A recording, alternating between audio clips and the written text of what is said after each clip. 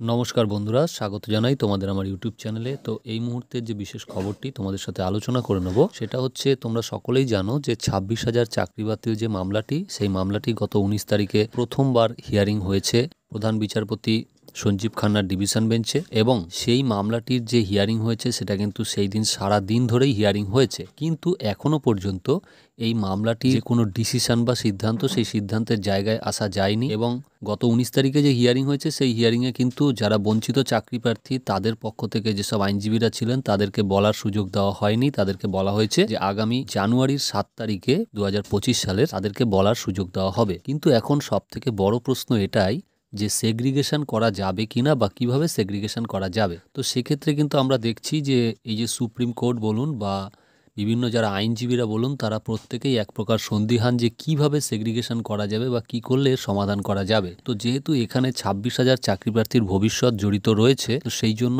আমার মনে হয় যে যারা এই মামলাটির সঙ্গে যুক্ত বা যারা এই মামলাটি নিয়ে চিন্তিত, তাদের প্রত্যেকেরই কিন্তু এই বিষয়টা ভাবা দরকার যে কিভাবে এর সমাধান বেরোতে পারে। এবং অন্তত সেই বিষয়টা যদি কারোর কোনো আইডিয়া থাকে যে এইভাবে সমাধান করা যেতে পারে, সেটা কিন্তু আইনজীবীদের সাথে আলোচনা করা দরকার। আমি একটা বিষয় ভেবেছি, যেটা আমি তোমাদের সাথে শেয়ার করতে চাই। সেই বিষয়টা হলো যে এই যে সেগ্রিগেশনের বিষয়টা, এই বিষয়টা কিন্তু অনেকটাই সলভ হয়ে যেতে পারে যদি একটা কাজ করা যায়। সে কাজটা কি? সে কাজটা হচ্ছে 19 তারিখের হিয়ারিংয়ে কিন্তু প্রধান বিচারপতি পরিষ্কারভাবেই বলে দিয়েছেন যে এই যে ওএমআর শিটগুলো উদ্ধার হয়েছে, এখানে যারা পরীক্ষায় বসেছিল তাদের প্রত্যেকেরই কি ওএমআর শিট আছে, এই বিষয়টা একদম ক্লিয়ার হতে হবে। সিবিআইকে এটা জানাতে হবে যে টোটাল কতজনের ওএমআর শিট সেখানে রয়েছে। 2 নম্বর বিচারপতি বলেছিলেন যে এগুলোর কোনো ফরেন্সিক টেস্ট করানো হয়েছিল কিনা, মানে সমস্ত ডকুমেন্টগুলোর। এবার দেখুন, যদি কোনো সঠিকভাবে সিদ্ধান্ত নিতে হয় তাহলে সেক্ষেত্রে কিছুটা দেরি হলেও কিন্তু সেটা একদিক দিয়ে ভালো, কারণ তাহলে যারা যোগ্য তাদের চাকরিটা কিন্তু যাওয়ার সম্ভাবনা থাকবে না। তো সঠিকভাবে সিদ্ধান্তর কথা বলতে গেলে যেটা বলতে হয় যে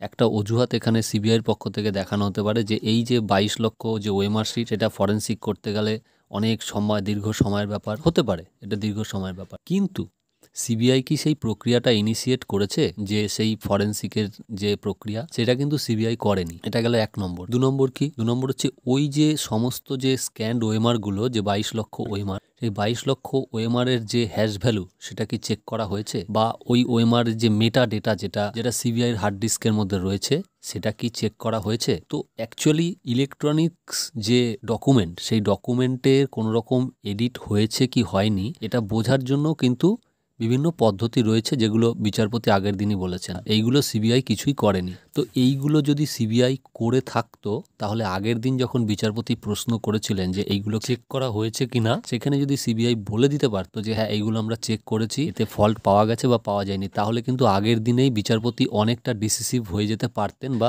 অনেকটা এগিয়ে যেতে পারতেন, সিদ্ধান্ত নিতে তারও সুবিধা হতো। কিন্তু আগের দিন কিন্তু সিবিআই এই বিষয়গুলো কিছুই ক্লিয়ার করে বলেনি। তো সেই জায়গায় দাঁড়িয়ে এখন যদি সিবিআই এই যে ডেটাগুলো আছে, সেই ডেটাগুলোকে, যে ওএমআর গুলো আছে, সেই ওএমআর গুলোর যদি ফরেন্সিক টেস্ট করে এবং সেগুলো যদি মেটা ডেটাগুলো চেক করে, তাহলে কিন্তু অন্তত ওএমআর গুলো সঠিক কিনা সেটুকু জানা যাবে। কিন্তু এর বাইরেও অনেক রকম দুর্নীতি হয়েছে। তার মধ্যে প্রধানতম দুর্নীতি, যেটা ধরা খুব মুশকিল, সেটা হচ্ছে ইন্টারভিউ মার্ক ম্যানিপুলেশন। সেটা ধরাটা কিন্তু খুব মুশকিল, কারণ ইন্টারভিউ মার্কস যেটা দেওয়া হয়েছিল, সেটা পেন্সিলে দেওয়া হয়েছিল এবং সেটা কতবার ইরেজ করা হয়েছে, কতবার বাড়ানো কমানো হয়েছে, সেটা কিন্তু বোঝাটা খুব ডিফিকাল্ট। সেটা কোনোভাবে ক্যান্ডিডেটদের জন্য যেটা দেওয়া হলো বা ইন্টারভিউ নেওয়ার সাথে সাথে যে অনলাইনে সার্ভারে আপলোড করে দেওয়া, সেরকম কিন্তু হয়নি। তো ম্যানুয়ালি সেটা করা হয়েছিল এবং সেই কারণে এটা একটু প্রবলেম রয়ে গেছে। কিন্তু তবুও অন্ততপক্ষে ওএমআর শিটের মধ্যে কাদের গন্ডগোল আছে সেটা যদি ধরা যায়, তাহলে কিন্তু অনেকটাই দুর্নীতিগ্রস্তদের বাদ দেওয়া সম্ভব হবে। এবং সেক্ষেত্রে কিন্তু দুটো জিনিস হচ্ছে, হার্ড ডিস্কের যে ডকুমেন্টগুলো রয়েছে, সেই ডকুমেন্টের যে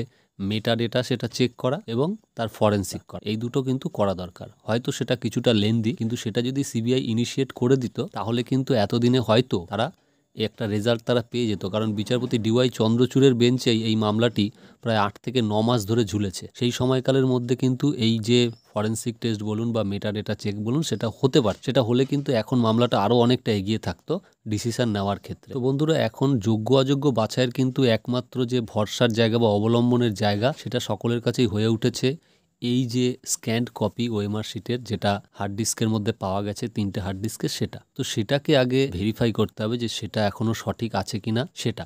এবং বিচারপতি যেটা বলেছেন সেই সম্ভাবনা তো থেকেই যায়, এটা স্ক্যান করার আগেই কোনোভাবে ম্যানিপুলেশন হয়েছে কিনা, যে কেউ হয়তো সাদা ওএমআর জমা দিয়েছে, ফাঁকা ওএমআর, সেটাতে ফিল আপ করে তারপরে স্ক্যান করা হয়েছে, এটাও কিন্তু হতে পারে।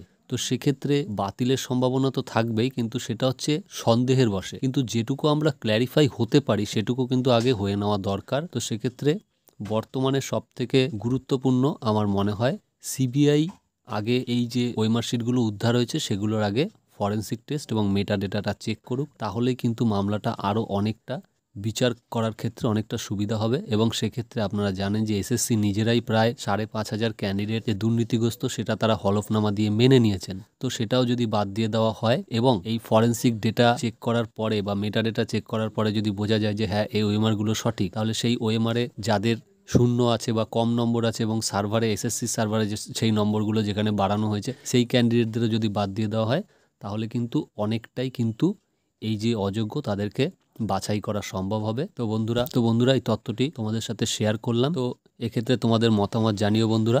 তো সবাই ভালো থেকো, দেখা হচ্ছে আবার পরের ভিডিওতে।